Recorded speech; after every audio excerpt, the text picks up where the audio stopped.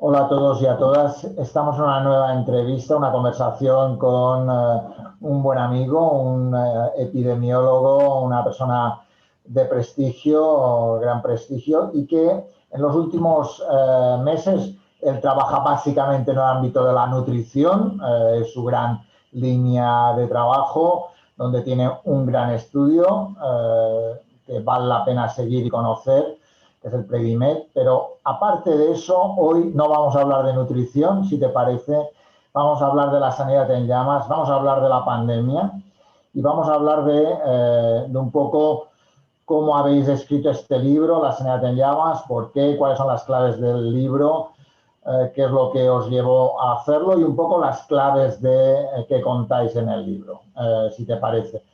Por tanto, en primer lugar, diría que es un libro que habéis hecho los hermanos Martínez, ¿no? Primera cuestión, ¿no? Es así, ¿no? Sí, lo hemos escrito entre mi hermano Julio y yo. Julio es un reincidente en el MIR, porque Julio hizo primero medicina de familia, se presentó al MIR, hizo medicina de familia, y luego hizo medicina interna y por el MIR también, y desde entonces pues está trabajando en el Hospital Carlos Haya de Málaga. Es una especie de Doctor House, porque es un Harrison con patas, tiene una memoria prodigiosa, es muy estudioso y resuelve muchos problemas de medicina interna. Entonces, cuando surge la pandemia de coronavirus y empiezan a llegar a Málaga, hay que recordar que a Málaga llega un equipo de fútbol a final de febrero, que no es ni más ni menos que el equipo de fútbol de Wuhan. Entonces, Julio se tiene que enfrentar con los primeros casos que se producen y además se entera de que las primeras PCRs que han hecho pues han salido negativas, pero se entera por la televisión, porque tenían que mandar a Granada las pruebas de PCR para que les dieran el resultado y tardaban 24 horas por lo menos. Entonces, en el Carlos Haya de Málaga, que ahí no se dice en el libro que sea el Carlos Haya, pero se nota, porque aparece, está como un relato novelado que hizo Julio de todo lo que iba pasando día a día. Julio llegó a hacer 14 guardias en mes y medio y estuvo pues absolutamente inmerso en toda la gestión de la pandemia, que colapsó de alguna manera el hospital, si no llega a ser porque se expandieron zonas, como se cuenta en el libro, pues la cafetería, etcétera, ¿no? Entonces, aquí la combinación que hemos hecho es que Julio cuenta todo lo que iba sucediendo en su hospital de una manera novelada, pero real, absolutamente real, todo lo que cuenta es real. En cada guardia, pues con qué panorama se va encontrando, y yo le ayudo como epidemiólogo y como una persona que está muy familiarizada con los temas de salud pública, del Sistema Nacional de Salud, etcétera, ¿no? Porque este año yo doy clase, este curso pasado he empezado a dar las clases de gestión sanitaria y calidad de la asistencia sanitaria, o sea que uno es especialista, mire, en medicina preventiva y tiene que saber de todo lo que contiene nuestra maravillosa especialidad, ¿no? Y por otro lado, pues desde el punto de vista de la epidemiología de las enfermedades infecciosas, yo en mis últimos años en Granada, pues tuve la suerte de trabajar con José Hernández Quero y todo su equipo en el Clínico de Granada, precisamente en infecciosas, y he seguido, pues tengo en el equipo pues algunas personas que están muy concentradas en infecciosas, y en los manuales que hemos escrito desde el departamento, los manuales que tenemos con el Sevier, el de conceptos de salud pública y estrategias preventivas, pues dedicamos bastante espacio, como es lógico, a la prevención de enfermedades transmisibles. Entonces, todo esto me daba un cierto conocimiento para poder asesorar a Julio y hacer un trabajo a medias. No ha sido nada fácil. No sé si alguna vez alguien ha pensado en escribir un libro con su hermano.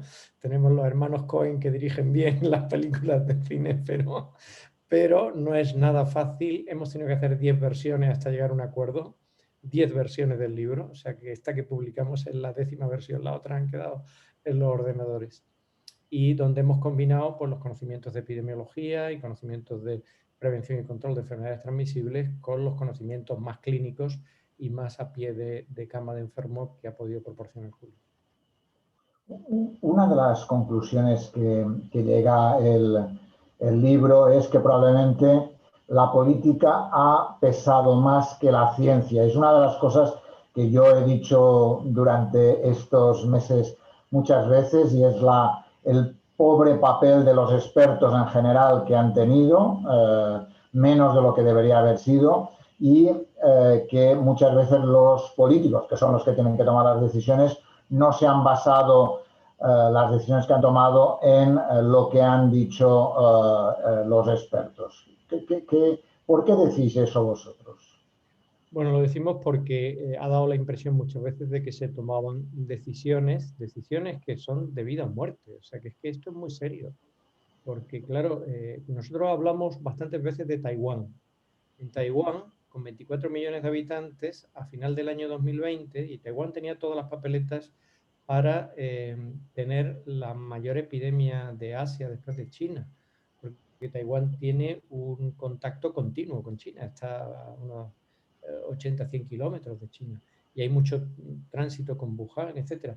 Taiwán acaba el año 2020 con 7 muertes en total en un país de 24 millones de habitantes. Esto es como si en España hubiéramos acabado con 14 muertes, ¿no?, a final del 2020.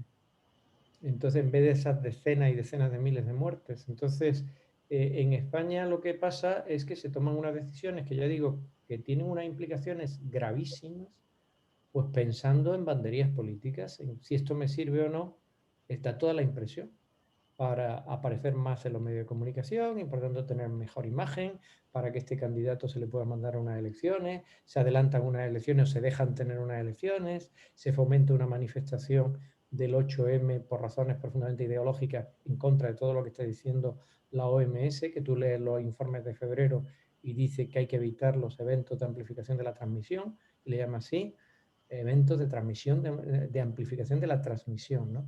Eventos súper dispersores, ¿no? Entonces, todo esto, pues uno llega a un momento que dice, bueno, pues aquí pesa mucho la política y se toman decisiones para el propio rédito personalista, narcisista, político, en vez de tomar las decisiones para la justicia social, la salud pública y el bien de la población. Y esto no soy yo el único que lo dice, o sea, tú lo has dicho, ha salido esta carta de Lancet, han salido varias cartas en Lancet, ha salido incluso el libro de Richard Horton, el editor de Lancet, donde habla de todas estas barbaridades. O sea, lo que yo estoy diciendo ahora mismo sobre la manifestación del 8M y otros eventos que tuvieron lugar en Madrid el fin de semana, el 7 y el 8 de marzo, lo dice Richard Horton y se lleva las manos a la cabeza cuando lees el libro. Yo estoy leyendo, me queda poquito por acabarlo, es la segunda edición de la catástrofe de coronavirus que ha escrito Richard, ¿no? Entonces, tú ves que se mire por donde se mire, el 2020 siempre ha sido, pues, ahora esto lo hacemos aquí en la Comunidad Autónoma de Madrid para demostrar que somos mejores y como nosotros somos del PP y los otros del PSOE, pues tal. Ahora lo hacemos en Cataluña de otra manera porque nosotros lo que queremos es la independencia y entonces tenemos que tomar decisiones independientemente del ministerio. Ahora asumimos todas las competencias en el Ministerio de Sanidad y dices, pero ¿cómo puedes asumir todas las competencias del Ministerio de Sanidad cuando las competencias de sanidad están transferidas hace décadas a las autonomías y no tiene recursos? El Ministerio de Sanidad está en precario. O sea, te vas a dar el gran tortazo, ¿no? Porque no tienes recursos en el Ministerio de Sanidad para tomar las riendas de algo tan grave, ¿no? Entonces, todo esto son un cúmulo de despropósitos porque, como bien se sabe en estadística, cuando tú estás en el extremo de la campana de Gauss, es porque todos los factores independientes han puntuado hacia mal. Es decir, que no es un error, se tienen que acumular muchos errores para estar en el extremo de la campana de Gauss. Pero veis el ranking de Cambridge cuando hace cómo se ha manejado la pandemia y nos pone fatal, pone a España el último de los 33 países que analiza. Ves los rankings que han salido en el New York Times, en el Frankfurter Allgemeine Zeitung, en el think tank de Australia, etc. El estudio que hizo Martí de Zati, ¿no?, de la carga global de enfermedad que publica Nature Medicine en diciembre del 2020, pues ves el exceso de mortalidad que ha habido en España y dice, junto con el Reino Unido, difícil hacerlo peor. Entonces, claro, esto nosotros nos hemos callado como muertos durante la época álgida, porque que a mí me han dicho, Miguel Ángel, ¿quieres firmar esto para que dimita el ministro de Sanidad? He dicho, no, yo no me pongo a ponerle palos en las ruedas a alguien que tiene que estar manejando un barco tan complicado. Vamos a esperar que pase la fase aguda, ¿vale? Pero entonces sí que hay que decirlo, no para buscar culpables, pero sí para buscar soluciones, para decir, bueno, de ahora en adelante hay que mirar para adelante porque va a haber otra pandemia, yo esto lo tengo claro, que va a haber otra pandemia así. No sé si será por una variante de este virus que se haga resistente a todas las vacunas, o lo que sea, o será por otro agente, pero va a haber otra pandemia. Y tenemos que sacar lecciones de todo esto, de lo que se ha hecho mal y de lo que se ha hecho bien. También decimos cosas que se han hecho bien, ¿eh? Es decir, que, por ejemplo, la encuesta N-COVID que hizo Marina Pollán, eso es para hacerle un monumento. Es decir, un trabajo de seroepidemiología con una muestra representativa de ese tamaño publicada en Lancet con todas las garantías, eso no lo tiene ningún país. Es un gran regalo que España ha hecho al mundo. Tener una encuesta de seroprevalencia con muestras biológicas, aunque sea con inmunoquímica, ¿no? Que se ha hecho con, pues con una técnica de pinchazo rápido, ¿verdad? Pero aunque sea así, y después ha habido sucesivas olas de repetición. Y lo del hospital de IFEMA y otros hospitales de campaña que se montaron en un tiempo récord también han sido puntos muy favorables, porque eso supuso un paliativo muy fuerte a lo que hubiese sido el colapso de la sanidad madrileña, ¿no? Y esto lo ha dicho la OMS también. Pero claro, todo esto hacía falta ponerlo negro sobre blanco y sobre todo hacerle un homenaje a los sanitarios que se han jugado la vida sacando las castañas del fuego a tantos pacientes. Y ahí Julio, por lo que escribe, es de premiadísima mano, porque ha vivido prácticamente en el hospital. De hecho, cuando llegaba a su casa se tenía que acostar en el sofá porque no le hacían la PCR a él con todo esto. La estaba pidiendo, pero había todo tipo de trabas burocráticas para hacer la PCR durante los meses de marzo y abril a los sanitarios en Málaga. Y dices, ¿tú esto cómo puede ser, no? Con el hospital lleno de coronavirus. Cada sanitario es un foco de transmisión. Y no te quiero decir en la residencia de ancianos. Cuando ves mortalidad por cada 100 ancianos en residencia, España es de lo peor del mundo. Entonces, claro, porque no se hacían pruebas. Mientras Tedros Adhanom decía test, test, test, ¿no? Entonces dices, tú, esto cómo puede ser, ¿no? Entonces, todo esto creo que por vergüenza torera, por responsabilidad de alguien que lleva años dedicado a la salud pública, pues hay que escribirlo. Yo he sacado tiempo de donde no tenía. O sea, ha habido días que me he puesto el despertador a las 3:30, a las 4 de la mañana para poder escribir este libro, pero pensaba, este libro hay que escribirlo. Si hacemos un repaso, Miguel Ángel, de la pandemia, que básicamente es lo que hacéis en el libro, hacer un repaso en diferentes momentos de la pandemia, lo que nos viene a decir es que la salud pública prácticamente estaba en muy mala situación. Sí. Y eso es uno de los primeros elementos que hay que plantear. Segunda cuestión es que probablemente no teníamos la atención primaria en las condiciones adecuadas. Y eso es una segunda cuestión que también hay que poner encima de la mesa. Y probablemente, en la línea de lo que has planteado anteriormente, no ha habido una unidad de acción entre gobierno central, comunidades autónomas, cada uno buscando el rédito político de alguna forma entre unos y otros para intentar marcar cuál era la pauta a seguir, ¿no? Me gustaría que abordaras esos tres aspectos: salud pública, atención primaria y unidad de acción. Sí, yo creo que tienes mucha razón. Salud pública. Pues si tú te lees la Ley General de Sanidad de 1986, dices, esto está muy bien, porque ves que la prioridad de toda la ley es la prevención de la enfermedad y la salud pública. Pero cuando miras a cómo estaba el Sistema Nacional de Salud, con todas sus fortalezas, que tiene muchas en España, de los mejores sistemas nacionales de salud del mundo, pues, pero se había ido concentrando todo en la atención de agudos. Esto lo ha dicho Rafael Bengoa, por ejemplo, varias veces, ¿no? Y yo estoy muy de acuerdo con la visión que tiene Rafael Bengoa de cómo ha ido degenerando el Sistema Nacional de Salud a que sea un sistema que fundamentalmente consume recursos en atención de agudos y tiene muy poca estructura de salud pública. La OMS llevaba diciendo desde hace años que había que tener un plan de preparación de la pandemia. Tener un plan de preparación de una futura pandemia era fundamental y esto suponía tener un ejército potencialmente reclutable de rastreadores, ¿no? De rastrear contactos, de aislamiento. Y bueno, en segundo lugar, la atención primaria. Pues los médicos de atención primaria hace tiempo que están sobrecargados, que tienen que pasar la consulta rapidísimo, que no hay suficientes recursos, hay déficit de enfermería en atención primaria. Y esto, pues, recuerdo un artículo de Lancet que lo citamos en el libro La sanidad en llamas, donde nos saca bastante los colores, porque dice, bueno, desde que hubo la crisis económica del 2008, pues tanto gobiernos de un color como de otro han hecho recortes en sanidad que han afectado fundamentalmente a la atención primaria. ¿Y la tercera parte que me decías? La unidad de acción, la falta de La unidad de unidad de acción. acción, sí, claro, claro. Esto es evidente, o sea que a nadie se le puede pedir que sea divino, pero ya cuando estábamos en mayo, que ya parecía que todo se había superado, pues viendo lo que estaba cayendo en otros países, Pues yo creo que por lo menos ahí habría que haber buscado una unidad de acción entre los dos grandes partidos mayoritarios que hay en España y ponerse de acuerdo y aparcar. Vamos a aparcar por un año nuestras diferencias políticas y vamos a trabajar al unísono, ¿no?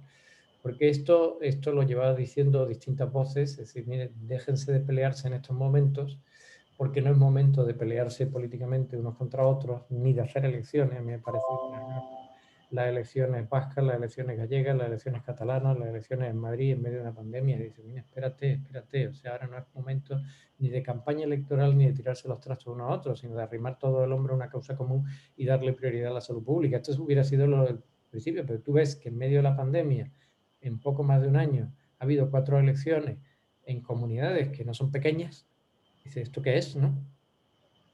En ese sentido, una de las cosas que, cuando hablabas de la salud pública y has comentado el tema del rastreo, una de las cosas que sin duda alguna ha sido francamente mejorable es el tema del rastreo. Tú como epidemiólogo, ¿cómo analizas el tema del rastreo en España? ¿Cómo crees que se ha hecho? ¿No? Porque hablando con epidemiólogos, yo estuve en un grupo de gente que escribimos en Lancet pidiendo una evaluación de la gestión de la pandemia y hablando con Elena Legido y con algunos, con Alberto García Basteiro, y hablábamos de la necesidad de que el número de rastreadores debía ser muchísimo mayor y con una formación mínima básica, porque tampoco es que necesario muy grande, pero que debíamos tenerla. La realidad es que el rastreo no ha sido la gran política de la salud pública en este país, ¿no? Mira, en el libro citamos algo que se publicó cuando el SARS se publica en Medicina Clínica, cuando el SARS-1, ¿no? El del 2004, cuando acaba aquello, dice, mira, al final los grandes éxitos de la salud pública no vienen de algo que esté lleno de glamour, sino que viene de algo muy básico, que es lo que se ha hecho con la tuberculosis de toda la vida, que ha sido pues identificar, testar, aislar, buscar contactos en círculos concéntricos, ¿verdad? Esto está en todos los libros de salud pública. Pues esto se ha hecho realmente mal en todas las comunidades autónomas prácticamente hasta septiembre. Aquí, como veo yo la situación, es que lo peor que pasó fue decir a mediados finales de mayo, desde el gobierno, este virus lo hemos vencido todos juntos. Ya está. Ahora vamos a reconstruir el país económico y socialmente. Se ha acabado esto. Esa complacencia es fatal, fatal. Entonces, porque vino una segunda ola, porque no se tomaron medidas para decir, mira, esto no está acabado. Lo mismo que ahora mismo yo temo muchísimo este verano, porque la gente tiene una sensación de que ya nos hemos vacunado, ya está la mitad de la población vacunada, no está la mitad, estamos en un 25%, si sumamos los que, con 2 dosis, con la pauta completa, si sumamos los que han pasado la infección y están inmunizados, seguimos teniendo bastante menos del 40% porque hay solapamiento, no se ha excluido de la vacunación a los que podían tener anticuerpos, ¿verdad? Entonces, claro, hay solapamiento y hasta que se llegue al 70% no hay inmunidad de grupo. Entonces va a volver la gente a las discotecas. Para mí las discotecas son uno de los sitios que reúnen todas las condiciones. O sea, es un sitio cerrado, es un sitio donde se baila y por tanto se respira a mucha más volumen por minuto. Hay que hablar fuerte porque está la música puesta. Incluso estando oscura la gente se confunde de vaso.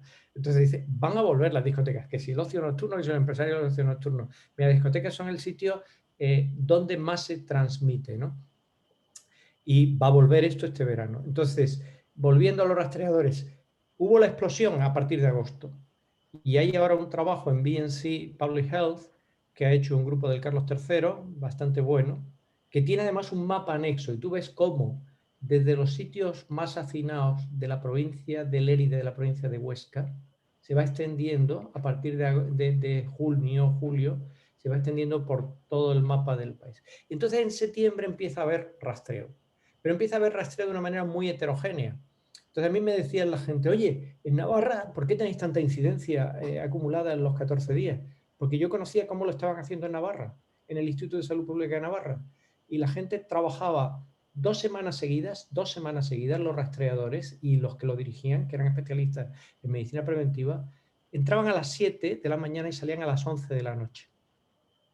Y entonces era un ir a tiro hecho, muy atinadamente, buscando quién es contacto de quién y quién le hace la PCR. Entonces te salen muchas PCR positivas. Entonces sube artificialmente la tasa porque se están contando infecciones, ¿verdad? Pero es porque se están haciendo las cosas bien. Entonces yo decía, mira, si mañana nos ponemos a hacer screening del cáncer de próstata en la población de Navarra, a todos los varones mayores de 40 años, cada 6 meses tenemos la mayor epidemia de cáncer de próstata. Esto es lo que decía, ¿no? Porque empieza a haber un montón de PSAs positivos, ¿no? Pues aquí pasaba lo mismo. Pero esto se hizo durante un tiempo y luego no se continuó, porque es muy pesado. Entonces yo me preguntaba, ¿por qué no se movilizan los estudiantes de quinto y sexto de medicina? Tienen ya suficiente formación médica como para que en poco tiempo, en 2 o 3 días, los prepares para ser rastreadores. A los que estudian el último curso de enfermería, a los que estudian el último curso de farmacia. Pero no se hizo esto, no solo no se hizo esto, sino que a mí esto, a ver si tú me lo explicas, pero a mí no me lo ha explicado nadie. ¿Por qué el único año en que los 8.000, 9.000 profesionales sanitarios, bueno, son 8.000, que se van a incorporar al Sistema Nacional de Salud a través del sistema MIR, se retrasa su incorporación y en vez de incorporarse en mayo, se incorporan a final de septiembre, es el año de la pandemia? Y tú dices, estamos locos, esta gente de R1 son ideales para ponerlos a hacer rastreo, ¿me entiendes? En vez de tenerlos en paro, sin cobrar, habiendo aprobado su plaza de MIR. Ha sido el año que más tarde, lo lógico, lo racional hubiera sido, este año que tenemos pandemia, adelantemos el MIR, todo lo que podamos, la incorporación de los MIRes, no la retrasemos, vamos a ser ágiles y adelantarla. Entonces, ahí se podía haber tirado de muchos rastreadores, pero sobre todo lo que falta ya pensando en el futuro es que hay que tener un plan para que en un caso determinado, que surja otra pandemia, poder hacer ese tirón de personal y decir, bueno, pues vamos a tener personal que en un momento determinado podamos echar manos de ellos. Entonces, yo no sé cómo se puede hacer eso operativo, pero no creo que sea tan complicado poner una cláusula en la matrícula de los de último curso que si hubiese una emergencia sanitaria, ustedes tendrían que estar disponibles cuando se matriculan una vez que lleguen al último curso de su carrera o al penúltimo curso en el caso de carreras más largas como medicina. Entonces, oye, están en los hospitales haciendo rotatorios en sexto de medicina. ¿Qué más quieres, no? En ese sentido, también otro de los grandes temas de debate en el ámbito de la salud pública ha sido lo de, antes lo has comentado, de los test, ¿no? Un poco, yo creo que la falta de una claridad de política en ese sentido. Tú contabas lo de tu hermano que en Málaga no se le hacían la PCR a pesar de ver pacientes con SARS-CoV-2 y en ese sentido la política en el tema de los test no ha sido clara. Probablemente es uno de los elementos que necesita mejorar de cara a una nueva pandemia. Es decir, hemos visto que necesitamos una atención primaria fuerte, que necesitamos una salud pública fuerte, que necesitamos saber rastrear adecuadamente, pero también necesitamos tener una política de testeo mucho mejor. Sí, sí, tienes toda la razón, tienes toda la razón. A mí me parece que ha sido de los fallos más gordos que se han cometido, porque, vamos a ver, hay muchas instituciones en España, privadas y públicas, que saben preparar PCRs. Hay mucha industria farmacéutica a la que se le puede pedir desde el gobierno que se ponga a hacer PCR, kits para hacer PCR, ¿me entiendes? Hay mucho laboratorio, ¿eh? Entonces, esto es imposible hacer el rastreo de contactos si no tienes las PCR y otros test de antígenos rápidos, test de rápidos de anticuerpos. O sea, toda esta política de test nunca ha estado realmente armonizada, organizada y pensada racionalmente para decir, este es el protocolo a seguir. En el libro La sanidad en llamas nos quejamos de que los protocolos han sido absolutamente autogestionados y anárquicos y cada cual ha hecho lo que le da a entender con los recursos que tenía. Pero claro, es mandar, poniendo el símil bélico, que es un símil que hay gente que no le gusta, pero claro, en salud pública ha sido muy clásico este símil, es como mandar los soldados frente a un ejército potentísimo, pues sin uniformes, sin armas y sin municiones, ¿no? Y dice, oye, si es que no tengo test, ¿cómo voy a saber si esta enfermera ya se me ha infectado y cada uno que toca pues le está pudiendo transmitir? Y este celador y este cuida, no te quiero decir en la residencia de mayores, ¿no? Hasta qué punto las cuidadoras, los cuidadores han ido transmitiendo el virus de uno a otro con infecciones cruzadas. O sea que la transmisión nosocomial ha debido ser altísima, ¿no? Altísima. Porque además es que no había EPIs. Porque dice, es que si van siempre con EPI da igual, pero es que no había EPIs. Entonces, en ese sentido, el tema de los EPIs, que ha sido uno de los problemas que también podríamos ir ligado a ese mundo global donde quien fabrica era China y China no facilitaba todo ese proceso. Sí que me gustaría hacer un comentario sobre, estamos en una situación mucho mejor de cara a la situación que teníamos. Es verdad que aún queda mucho por delante. Me gustaría, hay dos temas que me gustaría hablar. Uno, el tema de las variantes y otro, el tema de un tema que últimamente sale mucho, que es el tema de las mascarillas cuando nos las quitamos. Variantes, uno, ¿cómo ves la situación de las variantes? La variante India, que el Reino Unido, que es un país que ha vacunado y ha tenido un proceso de vacunación muy bueno en principio, ahora resulta que tiene una número de infecciones por la variante India cada vez mayor, ¿no? ¿Qué podríamos decir sobre las variantes a tener en cuenta de cara a la actualidad y de cara al futuro? sí, a mí es un tema que me preocupa mucho, las variantes, y es un tema que se viene diciendo por bastantes epidemiólogos en los últimos meses, desde que se dispuso de la vacuna. Es decir, la vacuna empieza a ponerse 27-28 de diciembre del 2020 y los primeros meses, enero, febrero, son desesperantemente lentos en España, igual que en la mayoría de la Unión Europea. Entonces, cuanto más lenta sea la vacunación, más fácil es, claro, el virus circula, el virus muta y empiezan a aparecer variantes. Y entonces se veía venir, y esto se había dicho ya desde enero, que iban a aparecer variantes que fuesen resistentes a la vacuna. Esta variante Delta está siendo resistente en gran parte a la vacuna Pfizer. Entonces, esto supondrá que hay que hacer otras vacunas y que estamos en una situación parecida a la necesidad de vacunar anualmente de la gripe, ¿verdad? Entonces, si nos ponemos en esta situación, porque hay bastante parecido con la vacuna de la gripe, que siguen saliendo variantes, hombre, aquí la diferencia desde el punto de vista genético es que el RNA del coronavirus, del SARS-CoV-2, es de una sola cadena. El del virus de la gripe son 8 trocitos que se recombinan y producen mucho más rápido las variantes genéticas, ¿no? Entonces, el SARS-CoV-2 va a tener menos, pero claro, puede haber variantes que hagan que surja otra pandemia, como decía yo al principio. O sea, que esto de las variantes realmente es muy preocupante. Con respecto a mí me preocupa mucho y la conclusión práctica de salud pública es vacunar, vacunar y vacunar. Y vacunar a unas velocidades increíbles. Y vacunar a los niños, por supuesto. Y vacunar a todo el mundo cuanto antes. Incluso vacunar preferentemente a los que no han pasado la enfermedad. Porque si han pasado la enfermedad es altamente probable que tengan anticuerpos. Entonces, quien haya sido ya diagnosticado con una PCR y sobre todo si ha tenido síntomas, déjalo para luego, ¿vale? Empieza a vacunar a la gente que no tienes ahí en el registro. A mí me asombra una cosa que no sé si lo ha dicho mucha gente, pero lo bien que funciona Hacienda en esto de las tecnologías informáticas y lo mal que funciona Sanidad, porque dice, oye, tendríamos que tener mucho más acceso a los datos para saber a quién vacunar y a quién no, en función de que hubiera tenido una PCR positiva. Nosotros en la Universidad de Navarra hemos hecho un control bastante exhaustivo persona a persona, o sea que tenemos todos los datos informatizados de cada persona, desde el cuestionario, cada PCR cuando se le ha hecho, las PCR aleatorias que se han hecho, no se deja entrar a nadie si no tiene una PCR negativa, pero hemos tenido clases presenciales todo el curso. Las hemos podido tener con suficiente distancia con mascarillas, pero hemos tenido clases presenciales con un control de contactos absolutamente exhaustivo, rastreadores, etc. En toda la población de profesores, alumnos, PAS, todo el mundo absolutamente controlado, ¿no?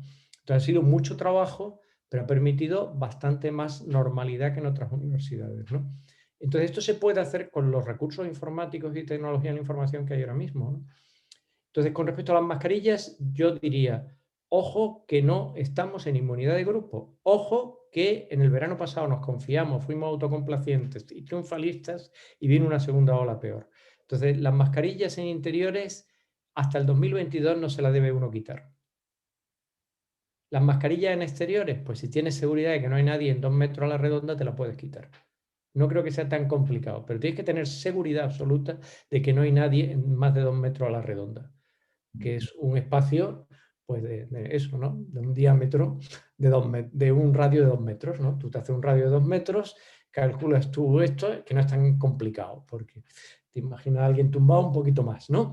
Pues ya está. Esto habría que haber educado más a la población, porque creo que es absurdo decirle a un tío que va en bici en medio del monte que vaya con la mascarilla, o a un tío que va paseando por un parque que no hay nadie, pues que tenga que ir por ese parque con la mascarilla. Bueno, es que queremos proteger al césped o que estamos chalados, ¿no? Entonces dice, bueno, pues esto creo que es el paso siguiente a dar. Pero hasta primavera del 2022 yo no veo que esto vaya a tener, se vaya a llegar a la inmunidad de grupo. Me parece que estamos ya bastante avanzados junio, nos queda muchísimo por recorrer, porque cuando tú estás al 25% con la pauta completa, no me cuentes que vas a llegar a julio con un 70%, ¿verdad? Esto no es admisible ahora mismo, ¿no? Ni julio ni agosto vamos a llegar al 70% porque luego julio y agosto se complican las cosas porque todo el mundo se va de vacaciones y échale un galgo a ver dónde lo encuentras, ¿no? Entonces, yo creo que hay que pensar que vamos a seguir con las mascarillas hasta primavera del 22. De todas formas, ahora hablabas del tema de los datos, ¿no? Contabas lo de la Universidad de Navarra y un poco el control que hacíais, ¿no? De alguna forma, otro de los grandes problemas en esta pandemia es que probablemente el Ministerio de Sanidad ni las comunidades autónomas tenían el hardware adecuado para poder gestionar el número de datos que han tenido que hacerlo, ¿no? Y eso probablemente ha hecho un problema de la gestión de esa información, de esos datos, ¿no? ¿Qué opinas tú sobre eso, Miguel Ángel? Pues lo que te he dicho, o sea que a mí me suena que en algunas de las medidas y de las acciones que se han hecho que han estado mejor, no les ha quedado más remedio al Ministerio de Sanidad que recurrir a Hacienda. Por eso he dicho lo de Hacienda, ¿vale? Entonces dice, Hacienda se entera de lo que tienes en tu cuenta corriente. Hacienda se entera de cada pago que te hacen. En sanidad estamos a años luz de ese tipo de informática y hay que tenerlo. O sea, esa tecnología informática que han tenido en Taiwán. Es decir, que tú miras las medidas que tomaron en Taiwán, hay estudios que comparan, por ejemplo, se habla mucho de Nueva Zelanda, entonces, pero hay estudios publicados que comparan Taiwán con Nueva Zelanda durante gran parte del 2020 y Taiwán fue muchísimo mejor porque es que aplicaron, o sea, es catedrático de epidemiología el que era vicepresidente del gobierno de Taiwán, catedrático de epidemiología. Entonces, tomaron unas medidas muy bien pensadas y aplicaron todas las tecnologías de la información. Corea del Sur lo mismo, con todo el tema del rastreo de contactos, de la vacunación. Entonces, creo que ahí hay mucho, mucho que avanzar y creo que podemos aprender de Hacienda, o sea, que realmente tanto del gobierno es Hacienda como Sanidad y creo que los euros son importantes, pero también más importantes son las vidas humanas que los euros, ¿verdad? Entonces, creo que hay que poner un poco de racionalidad en esto, ¿no? En ese sentido de la importancia de las personas, me gustaría que comentaras un poco, antes has hecho un comentario alrededor de las residencias, pero me gustaría comentar dos cosas. Una, la muerte en residencias, un tema que ha sido un tema muy preocupante, sobre todo en la primera ola, que hasta, casi diría, hasta finales de año, principios del año 2021 no hemos resuelto poco a poco y yendo poco a poco lo hemos ido resolviendo. Y la segunda cuestión, la muerte de sanitarios, ¿no? Son dos aspectos que me parece que son que me gustaría comentaras, ¿no? Dos aspectos que han lastrado la vida de muchas personas en España y que sin duda alguna hace repensar cuál debería ser las cuestiones a realizar tanto en residencias como en el ámbito del sistema sanitario y de los profesionales. Bueno, pues en el libro La sanidad en llamas, pues afrontamos muy especialmente esas dos cuestiones, o sea, le dedicamos capítulo a cada una de ellas. Entonces, empezando por las residencias de mayores, pues creo que ahí ha habido como una concepción que se trasluce, se lee entre líneas en algunos documentos oficiales, como si hubiera vidas desechables, vidas de descarte, vidas de segunda categoría, pues ya tienen más de 80 años y que no se les permite ser trasladadas a los hospitales, que si están infectados que se queden en su habitación bien ventilada. Y dice, ¿pero esto qué es? Una persona de 80 años es la que tiene más riesgo de morir y es la que más se puede beneficiar de una atención sanitaria. O sea que ese prejuicio que se ha hablado en la literatura, que en inglés se dice ageism, ¿no? El edaísmo, ¿no? Es decir, bueno, vamos a discriminar y mandar a las tinieblas exteriores y si se mueren, pues tampoco importa mucho personas porque tengan más de 80 años, porque tengan más de 85 años. A mí me parece que va en contra de toda la deontología médica. Y que aquí están todas las declaraciones que hizo el Comité de Ética, que fue muy contrario, porque esto en el fondo iba unido a un planteamiento de eutanasia o eutanasia encubierta o todo esto, cultura de la muerte más que eutanasia. Pues el Comité de Ética, tú lees el informe que hizo el Comité de Ética del Ministerio de Sanidad, unánimemente se puso en contra de todas estas posturas. Pero es que si pasamos ya a los sanitarios, que es la segunda pregunta que me has hecho, yo creo que es excepcional en la historia de este país que el consejo de todos los colegios profesionales de las profesiones sanitarias se haya querellado contra el gobierno. Entonces, cuando llegamos a junio con más de 50.000 sanitarios contagiados. ¿Y por qué estaban contagiados? Pues porque mucho aplauso, etcétera, pero no se le había dado las EPIs, y tú dices, bueno, es que las fabrica China. Entonces hay que buscar unas empresas curiosísimas, empresas de perfume o de ginebra, o empresas así que no habían inéditas, que tienen que importar el material de China y gastan muchísimo en costes de transacción, ¿no? Y dice, bueno, es que no tenemos en España ninguna empresa textil que sea capaz de fabricar EPIs, no tenemos algo que se llama Inditex en España, no les puede hacer no sé, un acuerdo o pedirle que sean voluntarios, porque en el libro contamos cómo a base de fábricas de pinturas, por ejemplo, que tenían pues trajes de protección, los donaron al Hospital de Málaga. Dice, hay gente que en medio de toda esta competición salvaje es capaz de hacer donaciones. Hay gente que hay que hacer un acopio de recursos, ¿no? Pero claro, los sanitarios fueron desprotegidos. Y por eso está toda la ley de prevención de riesgos laborales y hubo esas querellas. Esto es muy fuerte lo que ha pasado.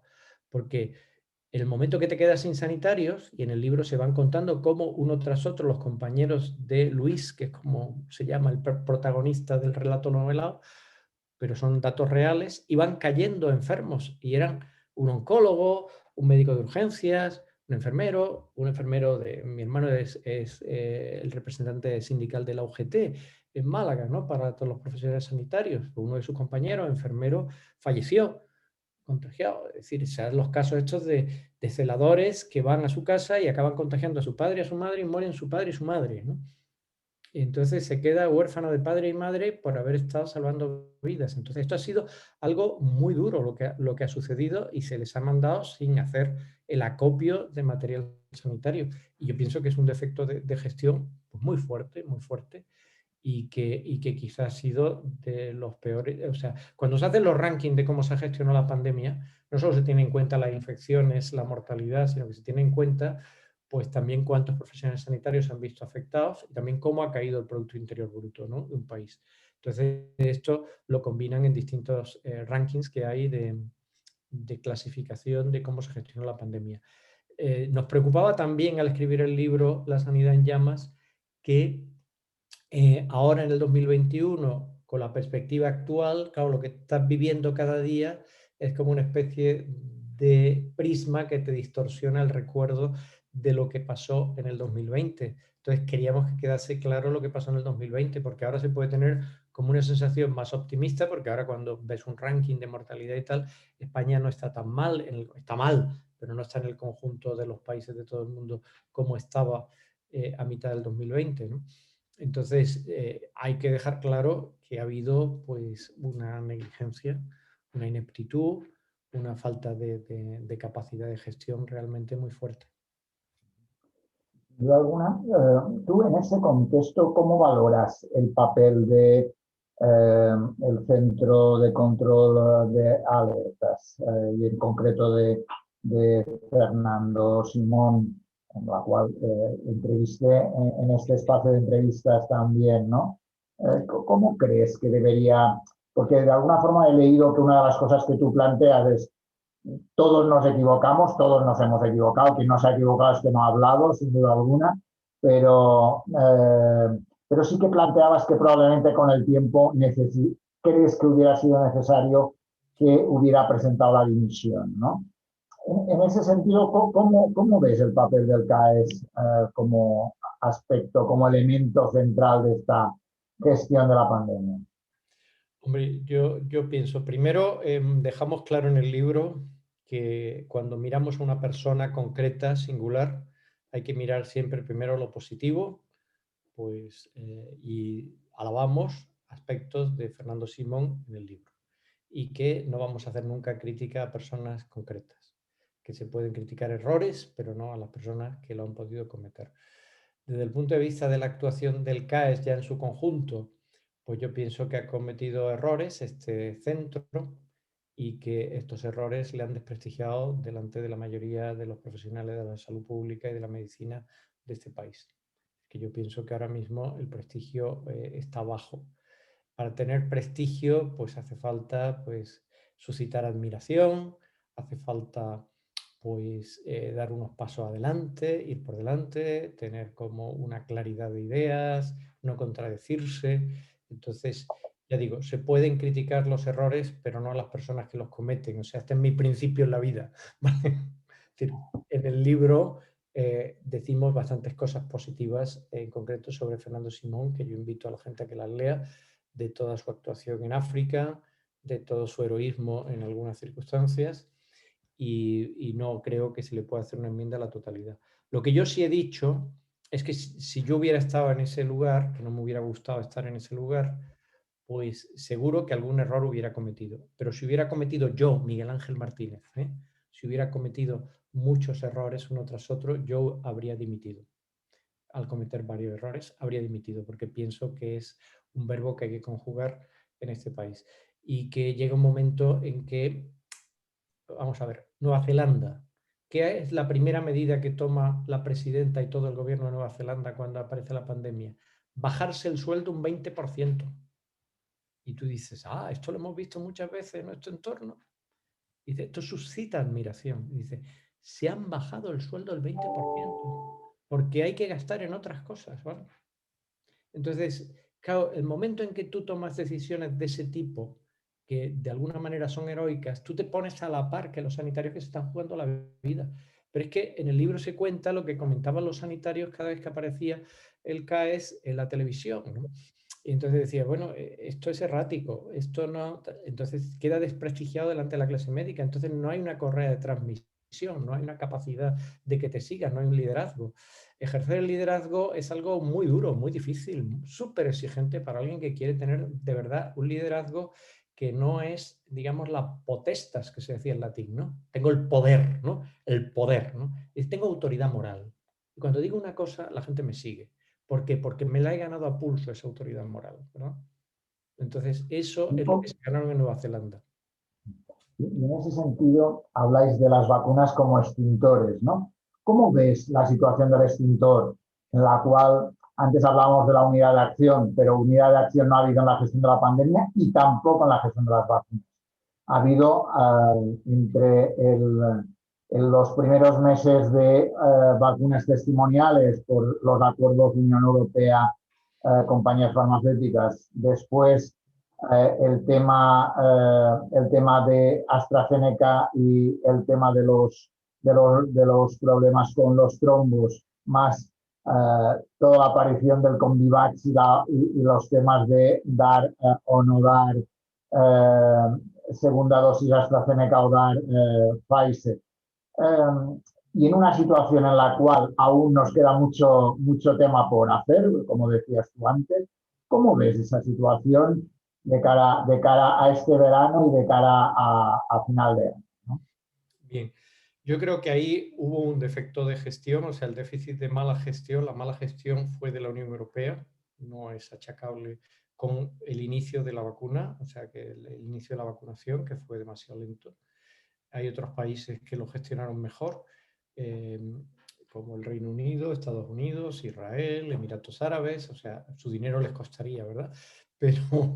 Pero efectivamente lo consideran mejor. Después ha habido, desafortunadamente, como siempre pasa con la Big Pharma, tú sabes que yo soy crítico con algunas actuaciones de la Big Pharma, de ciertos sectores de la Big Pharma, ha habido guerras comerciales, o sea que se ha exagerado el riesgo de trombos, o sea, el riesgo de trombos con AstraZeneca, cuando lo ves como riesgos absolutos, la última vez que yo lo miré en la publicación del Ministerio, ya con millones de dosis administradas, era de 12 a 14 casos por millón de trombos, o sea, esto es muy inferior a los trombos que puede tener el Viagra o a los trombos que pueden tener los anticonceptivos orales, que por ejemplo que tienen de 600 a 1600 por millón al año.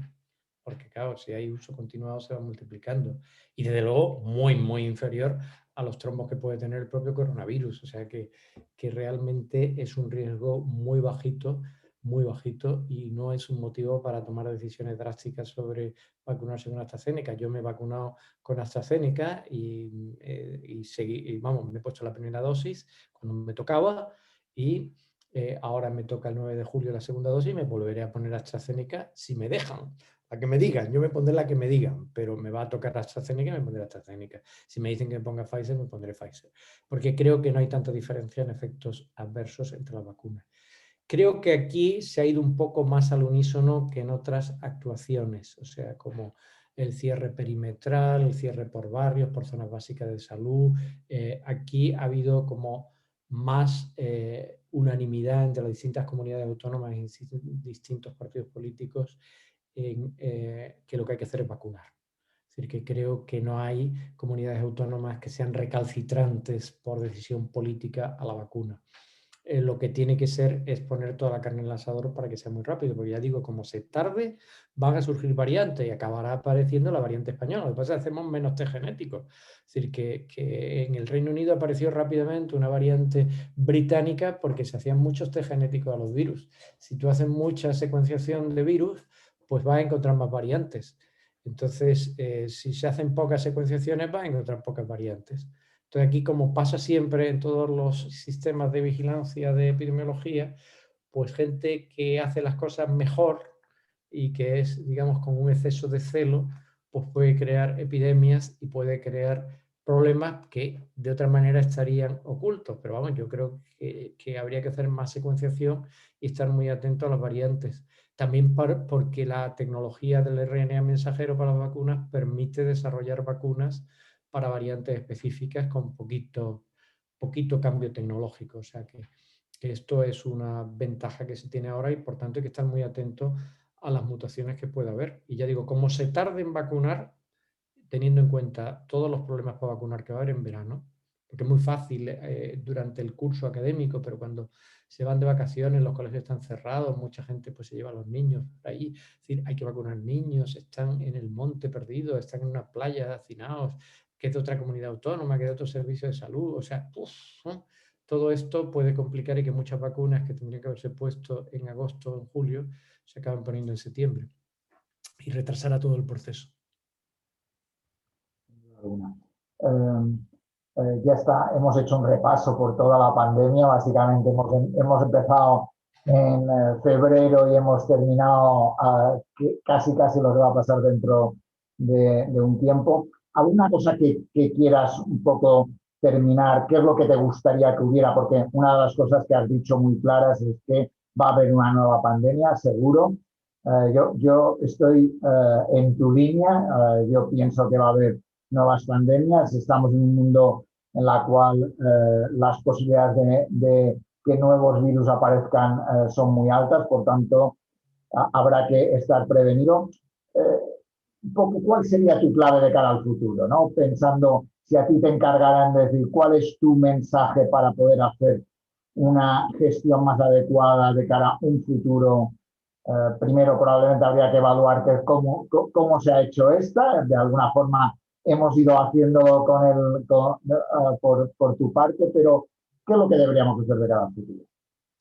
Bueno, yo pienso que primero y principal hay que ir al origen y hay que prohibir radicalmente y perseguir con todos los medios los experimentos de ganancia de función de virus. Esto no se puede emplear la inteligencia humana en hacer a los virus más malignos. hay que controlar muchísimo mejor todos esos mercados de animales de China. Yo estoy abierto a las dos posibilidades, que se haya escapado del laboratorio de Wuhan o que haya salido naturalmente. Pero en caso de duda, el principio de precaución en salud pública dice hay que acabar con estas dos fuentes de... porque claro, la medicina preventiva, como ves, siempre va al origen y adelantarse, ¿no? Y después, desde el punto de vista de la coordinación del Sistema Nacional de Salud, yo creo que hay que dar un paso más y que el Consejo Interterritorial de Sanidad tenga poder vinculante. O sea, que una vez que se tome una decisión por mayoría, todas las comunidades se tengan que someter. O sea, no puede ser que en un país tan chico esto de la sanidad vaya cada uno a su aire y no haya una capacidad de coordinación. O sea, yo pondría, ahora mismo es consultivo el Consejo Interterritorial de Sanidad. Tendría que ser vinculante cuando se toma una decisión por mayoría y ahí tiene que votar lo mismo el ministro de Sanidad que los consejeros de Sanidad de todas las comunidades autónomas y al final dice, pues somos tantos votos, si acaso desempata el voto de calidad del ministro, como en un tribunal, pero se toma una votación y al final pues lo que salga es obligatorio y se tiene un protocolo uniforme para todo el país. Y hay que fortalecer el Ministerio de Sanidad para que pueda poner en práctica ese protocolo porque se ha quedado muy desmembrado al transferir todo a las autonomías. Por supuesto que nuestro Servicio Nacional de Salud tiene que seguir siendo autonómico y lo potente tienen que ser los servicios regionales de salud. Pero hay que invertir muchísimo más en medicina preventiva, en salud pública y en atención primaria. Es decir, que hay que poner ahí muchísima más inversión y buscar el modo de reducir burocracia. Es decir, se reduce burocracia a base de incorporar más tecnologías informáticas y creo que esa burocracia se puede reducir mucho cuando se tienen unos sistemas informáticos realmente potentes. Entonces eso reduce mucha burocracia y mucho papeleo porque las cosas se pueden hacer ahora mismo por internet, lo mismo que hemos reducido papeleo en los estudios epidemiológicos. Antes yo mandaba el estudio Zoom Seguimiento Universidad de Navarra, mandaba miles y miles de cartas. Ahora la gente nos contesta por internet los cuestionarios, en su inmensa mayoría. Dice, hemos ahorrado mucho personal y mucho gasto. Pues eso dedícalo a fortalecer los recursos de atención primaria, de salud pública y de medicina preventiva. Y por supuesto que hay que tener un plan muy detallado y muy consensuado con las sociedades científicas, la Sociedad Española de Medicina Preventiva, la Sociedad Española de Epidemiología, la Sociedad Española de Administración Sanitaria, pues tienen que implicarse y pedir, y también yo diría todas las universidades, todos los que estamos en las universidades, que se nos pida opinión, es decir, trabajando día a día y haciendo salud pública y publicando y revisando la bibliografía existente, pues dice, bueno, pues tendríamos que participar en hacer un plan serio de preparación de pandemias en este país. Y en ese plan de preparación de pandemias yo incluiría el poderle dar un botón y convocar a rastreadores a demanda. Que de pronto haya una serie de gente que por su contrato, por su convenio, por su matrícula en una universidad, etcétera, saben que tienen la obligación de estar disponibles, de ser llamados a filas. Y vuelvo a usar el símil bélico, ¿no? Porque esto es una guerra contra un virus, ¿vale? Entonces dice, le das un botón y los tiene a todos dispuestos, ¿no? Entonces dice, ¿habrá estudiantes de medicina, enfermería, farmacia y otras profesiones sanitarias en este país como para poderlos movilizar a golpe de... Y entonces hace falta tener rastreadores y hace falta también tener unos laboratorios de salud pública que lo mismo que le das al botón y dice, ustedes tienen el compromiso, yo le doy proyecto FIS, le doy redes de investigación, le doy ciber, pero en el momento que yo necesite que su laboratorio deje de hacer lo que está haciendo de metabolómica o de genómica y se me ponga a hacer PCR, usted tiene que tener los recursos para poderlo hacer. Entonces dice, tengo que tener laboratorios, porque habrá laboratorios que están ahora mismo haciendo ómicas y mecanismos subcelulares y analizando la microbiota, las heces de pacientes y todo este tipo de cosas de investigación, que estamos todos deslumbrados por las ómicas. Te lo dice uno que organiza un congreso de ómicas el 1 de julio. Entonces dice, pues claro, todos esos laboratorios de investigación, que unos son públicos, otros son privados, unos son de farmacéuticas, otros son de universidades, otros son de institutos de investigación, tienen que estar a disposición del Ministerio de Sanidad cuando surja una emergencia.